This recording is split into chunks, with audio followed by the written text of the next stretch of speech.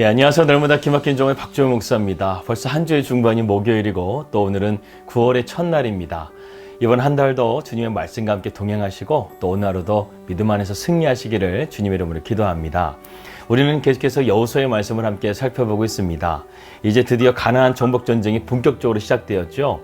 그런데 그 첫 번째 관문이 바로 여리고 성이었습니다. 성이 두껍고 견고하게 쌓여 있어서 정말로 난공불락과 같은 성이 바로 여리고 성인데 왜 하나님께서는 이 여리고 성을 첫 번째로 공략하게 하셨을까? 우리는 6장의 말씀을 함께 살펴보면서 그 이유를 살펴보고 있습니다. 사실 여리고 성은 그만큼 견고하기 때문에 이들이 문빗장을 치고 버티기만 하게 되면 이스라엘 백성들은 오래 버티지 못하고 식량이 부족한다거나 여러 가지 이유에서 포기하고 돌아갈 것이라고 생각했던 것 같습니다. 하지만 여리고성이 문빗장을 붙게 닿자 하나님께서는 새로운 전략을 여호수아에게 말씀하십니다. 그 전략은 오늘 본문의 말씀과 같이 7바퀴를 돌라는 것이죠.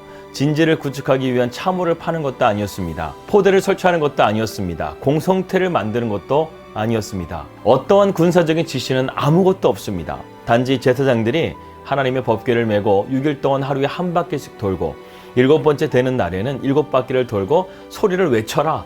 이렇게 하나님께서 말씀하신 것이죠. 3절에서 4절입니다. 너희 모든 군사들은 그 성을 둘러 성 주위를 매일 한 번씩 돌되 엿새 동안을 그리하라.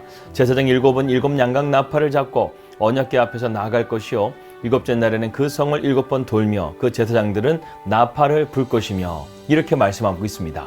여기서 성을 돌 때요 무질서하게 돌라고 하나님께서 말씀하시지 않고 질서 있게 돌라고 말씀하시죠. 제일 먼저는 무장한 지파들이 여호와의 법궤를 지키기 위해서 앞서가고 그 다음에 여호와의 법궤 그 다음에 이스라엘 9개의 지파들이 뒤따라가면서 이 성을 하루에 한 바퀴씩 돌았다는 것입니다. 근데 여기서 유독 많이 나오는 단어가 있죠. 바로 무엇입니까? 바로 7이라는 숫자입니다.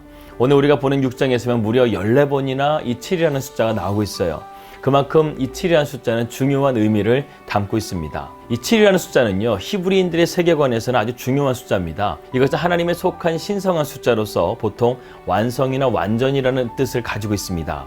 그렇기 때문에 여기서 7이라는 숫자가 계속해서 반복되고 있는 것은 하나님의 섭리가 이 전쟁을 완성하시고 반드시 승리케 하실 것이라는 것을 말씀하고 있다는 것이죠.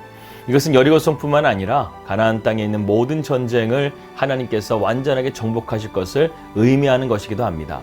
한편 여기서 양각나팔도 나오게 되는데요.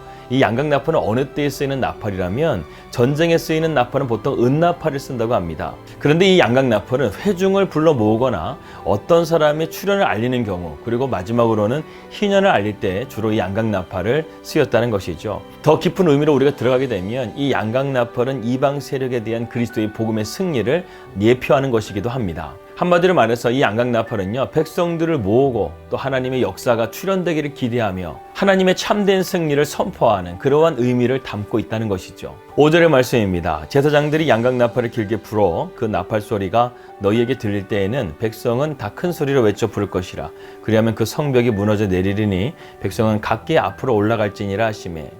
지금 7째 날에 대한 예언의 말씀입니다. 아마도 이 분위기가 정말 여리고성의 입장에서는 두려웠을 것입니다. 적들이 쳐들어올 줄 알았는데 포기하지도 않고 오히려 성을 하루에 한 바퀴씩 양각나팔을 불면서 돌고 있으니까 그야말로 정말 미칠 지경이었을 것입니다.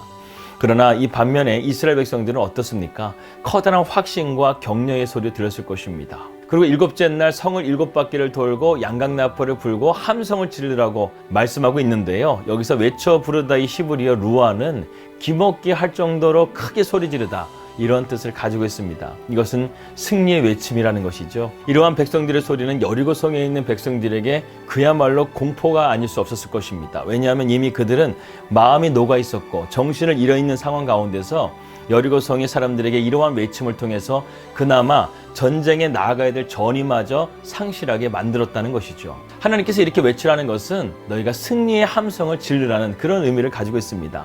그 다음에 성벽이 무너져 내리게 될 것이기 때문이죠. 이렇게 상식을 뛰어넘는 하나님의 승리의 전략을 통해서 철저하게 무너지게 되는 이 전시의 현장을 우리는 계속해서 말씀을 통해 살펴보도록 하겠습니다. 6절과 7절입니다. 눈의 아들 여호수아가 제사장들을 불러 그들에게 이르되 너희는 언약궤를 메고 제사장 7은 양각나팔 7을 잡고 여호와의 궤 앞으로 나아가라 하고 또 백성에게 이르되 나아가서 그 성을 돌되 무장한 자들이 여호와의 궤 앞에서 나아갈지니라. 지금 이렇게 말씀하고 있습니다. 이제 이스라엘의 군대 장관 여호수아는 하나님의 명령을 받아서 그대로 준행하게 되죠. 여호수아는 하나님을 지금 전폭적으로 신뢰하고 있는 그러한 모습을 우리에게 보여주고 있습니다. 그런데 왜 여호와의 법궤에 선두를 두라고 말씀하셨을까? 무장한 자들을 왜 앞에 두라고 말씀하셨을까? 이것은 3절과 4절에 더 구체적인 설명을 하고 있는 것인데요. 그런데 여기서 보게 되면 왜 여호와의 법궤를 선두에 두게 하셨을까? 이것에 대한 우리가 질문을 생각해 볼 필요가 있습니다.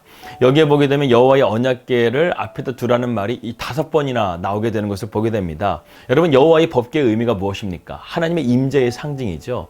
그렇기 때문에 이 여리고의 전쟁은, 아니 가나안 땅의 모든 전쟁은 바로 이러한 하나님의 임재 가운데서 철저하게 너희가 그것을 지켜보는 가운데 하나님께서 너희에게 진정한 승리를 주시겠다는 그런 의미를 담고 있습니다. 이처럼 우리도 항상 철저하게 하나님의 임재, 즉 코람교회를 의식하며 믿음으로 살아가는 우리 사랑하는 날마다 기막힌 정오 식구들이 되시기 바랍니다. 그럴 때 우리에게 승리가 있고, 그럴 때 우리에게 참된 자유가 있고, 하나님이 주시는 하샬롬, 참된 평안이 있을 줄을 믿습니다. 한편 여기서 무장한 자들이 여호와의 법궤 앞에 나갔다고 하는데요. 아마도 이들은 요단 동편의 자리를 잡은 루벤 지파, 갓 지파, 므낫세의 반 지파가 되는 것으로 보여집니다. 아마 4만의 군대 정도가 지금 여호와의 법궤 앞에서 이 법궤를 지키기 위해서 이 선두로 앞서갔던 것이죠.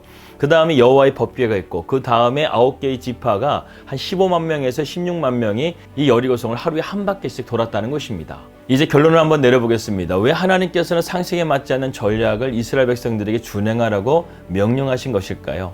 맞습니다. 가나안 땅의 전쟁은요, 칼과 무기로 승리하는 전쟁이 아니라 여호와의 말씀으로 승리하는 전쟁이기 때문에 그렇습니다. 오늘날 우리가 대적들을 어떻게 물리쳐야 될지 우리가 잘 알겠죠? 우리는 세상이라는 유혹과 마귀라는 적을 상대하면서 살아가야 됩니다. 이런 가운데서 우리가 그들을 이길 수 있는 것은 우리의 능력과 힘이 아니라는 거예요.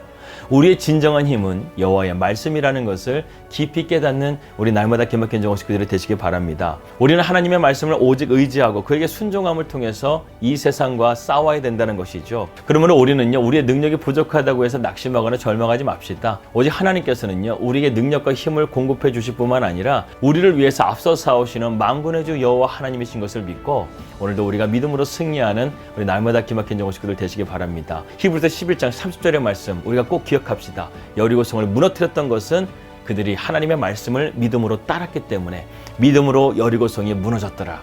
이 말씀을 꼭 기억하면서 오늘도 믿음으로 승리하는 나기정 식구들 되시기를 주님의 이름으로 기도합니다. 기도하겠습니다. 하나님 아버지, 감사합니다. 우리의 삶은 그야말로 전쟁터를 살아갑니다.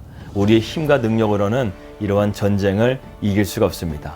그러나 오직 하나님의 말씀을 붙들고 믿음으로 나아가는 자에게는 하나님이 만군의 주 여호와 하나님이 되어주셔서 우리에게 참된 승리를 줄 줄 믿습니다. 우리가 지금 싸워야 될 그 적들을 하나님의 말씀으로 물리칠 수 있는 담대한 우리 날마다 기막힌 정오 식구들이 될 수 있도록 인도하여 주시옵소서. 예수님의 이름으로 기도하였습니다. 아멘. 오늘도 말씀으로 승리하시는 우리 날마다 기막힌 정오 식구들 되시기를 주님의 이름으로 기도합니다. 평안하게 되시고요. 저는 내일 뵙도록 하겠습니다. 우리 믿음으로 승리합시다. 할렐루야.